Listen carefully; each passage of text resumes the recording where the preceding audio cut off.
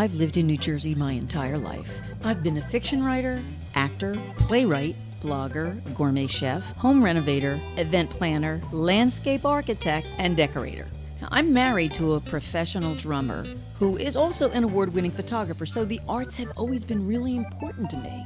There are so many people in New Jersey that are involved in the arts, and I am planning to talk to all of them. Well, maybe not all of them, but a lot of them. And I'm inviting you to listen in. I'm Lucille Sapio, talking arts and culture, and this is Hazlitt Coffee Talk. My next guest is Tony Cimorosi, a longtime friend of mine and Gary's. I first met him when he was a client of Gary's now defunct recording studio. I love to tease Tony about taking bass solos, but in reality, Tony is a very talented bass guitarist, and he also plays the upright bass. He's played all over the world with so many musicians that I could never name all of them. Tony has taught music and composition at multiple colleges in the New York tri-state area. And in addition to that, he owns a recording company and for many years owned a video company as well. Tony has lived in New Jersey for most of his career of over 30 years, and I'm so glad to have him as my guest today. Hi, Tony. Hello, Lucille. It's great to see you again. Let's jump right in here. You are a very accomplished player of both the bass guitar and the upright bass. You have several CDs. You've played with an incredible array of artists, including Randy Brecker and Jeremy Wall of Spyro Gyra. You have studied with some of the top players in the world, and you've traveled worldwide playing everything from jazz to world beat to R&B to rock. Yeah. Of all those genres, which do you enjoy playing the most? Well, a lot of times, Lucille, at this particular stage, I really take all the labels off, the genres off. Just as you and I grew up in R&B, my first bass solo was Tighten Up by Archie Bell and the Drells. And, I'm playing rock and roll, everything from Yes to Beatles. At this stage of the game, I just call it playing music. I'm just playing, and whatever it's called for, I kind of like dig into that. There's not too much that I don't like. Now, you've played all over the world, right? Well, I've played throughout Europe, and the only place in Europe that I didn't play is Italy, and I'm bummed. I've been very fortunate to be able to play in a lot of different countries and see their culture and how it affects the music. And Lucille, I must add that it really says a lot about where the music that they love the most comes from. It comes from here. They love jazz, and they're so attentive.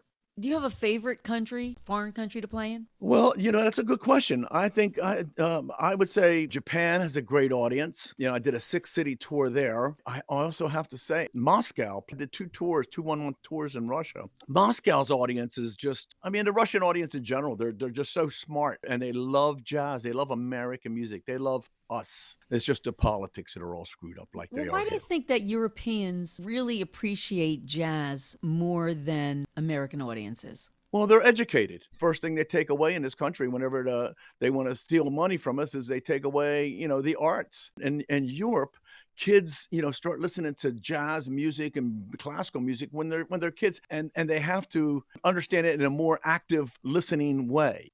I know very little about music composition or music theory. If I can't sing to it or dance to it or get mellow listening to it, it doesn't have a lot of value for me.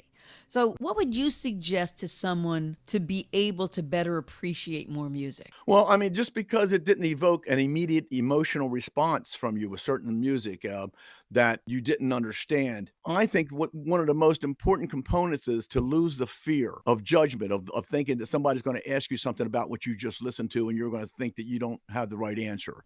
Let's go on to something else. Now, you hold a master's degree in composition, and you studied at Berklee School of Music, among other places, and you were a member of the Purchase Conservatory faculty for about 8 years, and you've taught at other schools. So you've got these 2 careers, teaching and playing music. Which do you enjoy more? Well, that's a great question.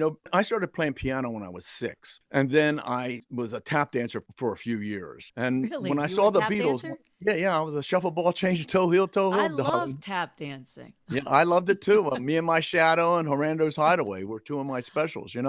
I got the guitar when I was 12. As soon as I got the guitar so that I knew how to pick things up by ear. My brother Mike and I, we used to play piano together. We'd play left hand, right hand. When we did that, we had to come to a consensus. We had to agree Mm. on things. Intuitively, we had to agree. So it was easy for me to hear chords to like Mrs. Brown, You Got a Lovely Daughter, and Beatles, Twist and Shout, and Louie Louie, and Walk Don't Run, and all these tunes back then. And of course, the neighborhood kids, they wanted to learn how to play guitar. So I was 12 and I picked the stuff up pretty fast, and I started teaching at that age. So teaching music really runs very closely to as long as I've recognized music, starting to play piano at 6. I think that they both kind of work together, but obviously I love playing music more than Mhm. anything. Where did you grow up, Tony? I grew up in an area called Newcastle, Delaware. What was the most influential thing in your childhood in terms of, becoming a musician? Well, I think getting the piano in the house for my mother. She played a little bit of piano. It was very impressive. But after my mother saw how quickly my brother Mike and I picked it up, she wouldn't play around us. She got embarrassed, huh? Mike and I were both alpha kind of people. Mike is now, he's a math and physics professor. And of course, and I stayed more into the music. So, but, we were always enough alpha on each other to like, try to outdo each other or something. I've heard there's a really strong connection between math and music. That a lot of times people who have an affinity for math also have an affinity for music. Have you found that? I mean, it sounds like your brother. I was an engineer major before I studied There you music. go. And yeah, and I found out very early that mathematics was really not my thing. I mean, I knew it in high school, that math was really not that easy for me. Yeah, but you had an affinity for it, or you wouldn't have gone into engineering. I didn't know that I didn't want to do engineering. I was looking for, a certain type of stability and But you follow, became a musician. You became music a is musician for stability. That's well, music is interesting. just a hobby. Well, yeah, but I was a victim of circumstance too. I had a son right out of high school. I started college, and I figured, well, music I'd play on the weekends, and really that's Hmm. what we're doing now. You've done a lot of gigs. I mean, you've played an incredible number of gigs. But is there a gig that you've always wanted, but you've never gotten a chance to do? That's an interesting question. I've had some opportunities. Living in New York City over a decade, and then in the New York metropolitan area for 35 years, I was very fortunate to play with some great musicians. And at one time, I had an opportunity. I was playing with the violinist Michael Urbaniak. He was doing a record called Manhattan Man.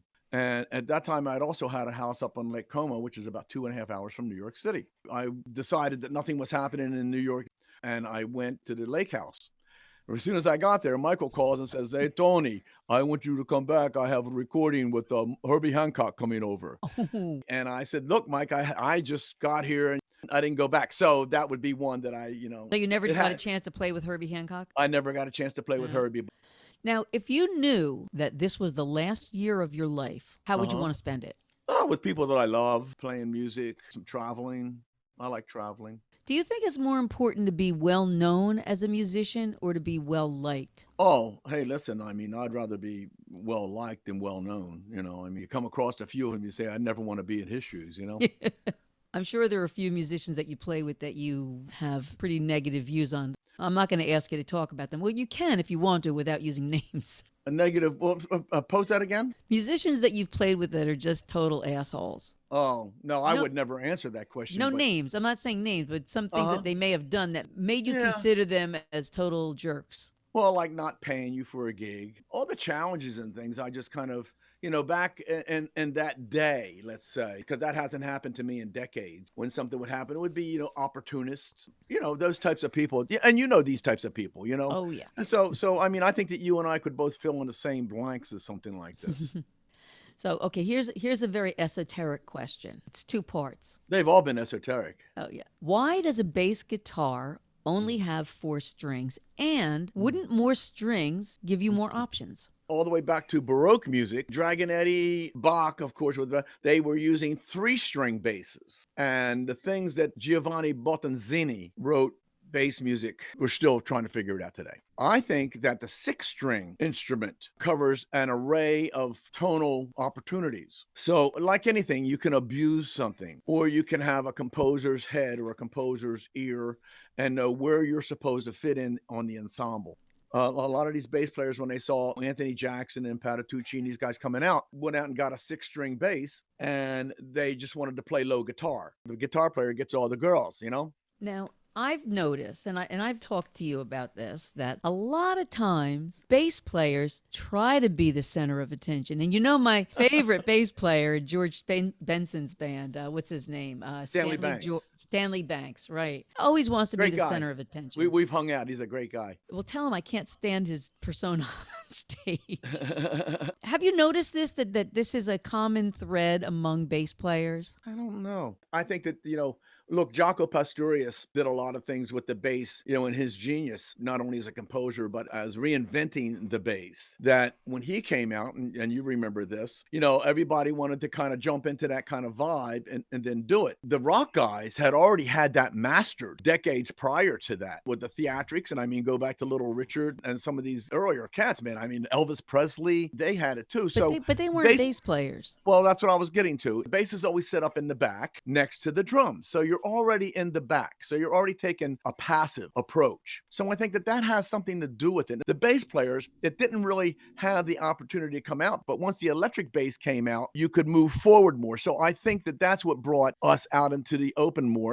Now, you mentioned before the duo of the bass and the drums. Talk to me about the connection between the two and how important that is. Well, it's always evolving. Of course, the bass was always doing that quarter note, boom, boom, boom. That was the role of the bass for so many decades. Then the bass guitar came in. The whole role changed. It became, rhythm, AKA rhythm and blues. Mm-hmm. And where did that rhythm come from? So the bass player and the drummer, there has to be a consensus that they both agree where the time is. And Gary and I used to have these conversations because Gary's got impeccable time. If you look at the African diaspora and how that influenced American music, that African time, in my years of playing and being musical director for Baba Olatunji, you had 14, 15 people up on a stage and it was all flowing together. The very first thing that my ear goes for is the drummer. Have you ever played with a drummer who you just couldn't connect with? I'm sure there are times that there have been drummers that you haven't connected with. So how do you overcome that? Well, if it's a professional situation, I would try to make it so that I could help the drummer out and kind of pinpoint it. But if your drummer doesn't listen, if doesn't have an ear, is so focused on what they are doing rather than what we are doing, I would use body language. I did that with Bernard Purdy. We were playing a big band gig outside, and all his music blew away. And I looked at him and I went like this, just watch me. And I was giving him all the kicks like a couple measures before they happened. And once he dialed into me and how I was communicating with him, we hit it off. So drummer and bass player relationship is paramount. My bottom line would be, if it don't groove, it don't move. We all know that bass players love to play solos. Other than bass players, does anybody else enjoy a bass solo? I know you're being facetious with that. Yeah, there's been bass repertoire written for centuries that is really specifically written for bass solos. But if you're not a better active listener, if you haven't been educated in that area, then it's a learned behavior, so to speak, Lucille. It's like anything else. It's like somebody not being able to go to an opera or go to a ballet. That doesn't always come naturally. So you have to learn it. And that's why people like me, educators would do this. We would help, I would always say to my students, especially at Iona College, where they were non-musicians, and I say, my job here is to help you become a better active listener. This is my last question, Tony. What is the biggest mistake that you made in your what's the biggest mistake you made in your life? What did you learn from it? Yeah, that's a good one. Let me think about that for a second. Okay. To be able to be a better listener. Oh, come on. That's a cop-out. That's the biggest mistake you made? Yeah, I would say that the biggest mistake would be to be a better listener is to be able to listen to advice that was given to me that I didn't take. I'd listen to things that intuitively in my gut that were telling me, and I didn't listen to that.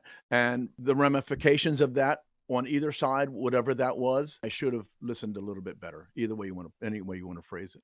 Okay, I'll let you get away with that. I think you might have some mistakes in the back of your head that you're holding back on, but that's okay. So now you're saying no, you're holding back, and I'm not. I'm really being honest that because the question covers so much ground that you ask, the bottom line is that, those choices that I made, and because I didn't listen, I either didn't listen to my gut or I didn't listen to somebody giving me some advice. All right, I'll let that stand. Okay. Well, Tony, thank you so much for making the time. Oh, Lucille, it's always great to see you, and Yes. it's been way too long. Yes, And we'll get together soon. I love the arts and I love to talk, and that's why I'm talking to local artists. And if you like listening, then subscribe to my podcast. You can do it on this page, on iTunes, or anywhere you get podcasts. I'm Lucilla Sapio, and this is Hazlitt Coffee Talk.